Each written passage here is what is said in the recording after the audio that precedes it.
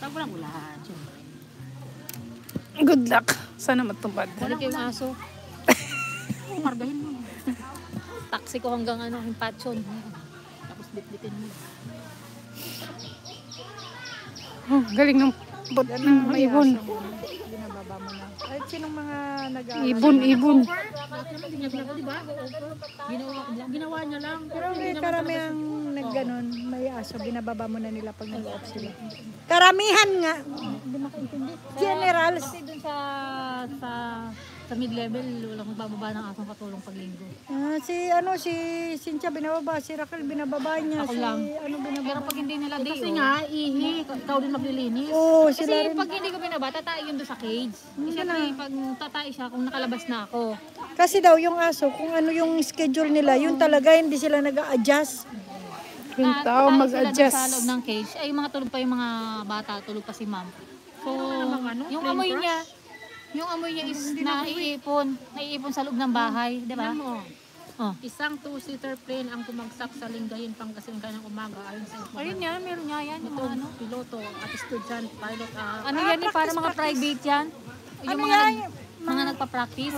Practice siguro yan. Ano din, delikado. Kaya nga, yun nga. Hindi ka pa nakakapag... Baka dapat kasi tine-check na rin ng mga aircraft na Kasi nga luma na. yung mga sa school na school pinapractice yan mga nila, school, dapat tine-check nila. Oo, may mga baka estudyante. sa tagal na yung yun ang ginagamit, di na rin nila na Unang palipad pa lang, hindi pa nakakapagpalipad ng may sahod, patay na. Ilang taon na pinag-aralan. Hindi na papilotin si Sean. Hindi na rin siya mag-stewardess, magbarko na lang siya, makalangoy pa siya. At least nakakalangoy siya, may Diba, sa pwede barko, makasurvive. May safe ang pag bumagsak ka, wala. Durog ka. Bakit nakuha mo ba? Trying ko na talaga si Clyde ngayon, o si Sean. Dapat Kasi, laging may hindi, nakadikit ng parachute. tsaka yung climate sa taas, parang iba. Diba? At least pag sa kung marunong kang lumangoy, nakakaano ka. Pag nakagat ang paa niya ng isang shark, nakaligtas pa siya, kalahati pa ang katawan niya, nauwi pa. Diba? Hindi yung...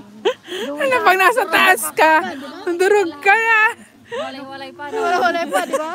Pag minsan pa nakagat ako, mahaputol pa ako. Pwede pa ka pa na, kaya pa katalagan. Bumagsak ka pa sa mga dyan, tapos pagbaba mo may mga tigre pala doon, mga Durog-durog ka Hindi pa. yan eh, minsan umaapoy pa yun, sumasabog pa yun eh. pag sa naman tubig pag nakalabas ka at Oo. lang. Lalo't mabilis naman din ang rescue dyan eh, dahil pag may aberya naman talaga meron silang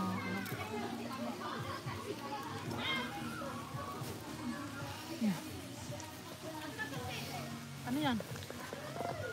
Ano ka kayong pang ganun? Wala ba dyan? Kasi naman pag nagpabasa, kala mo naman. Ayun. Ay na, it's okay. Tabi mo, it's okay. No worries. Ngayon niya lang ako sinayuran. Parang sasakal na. Sasakal na ako.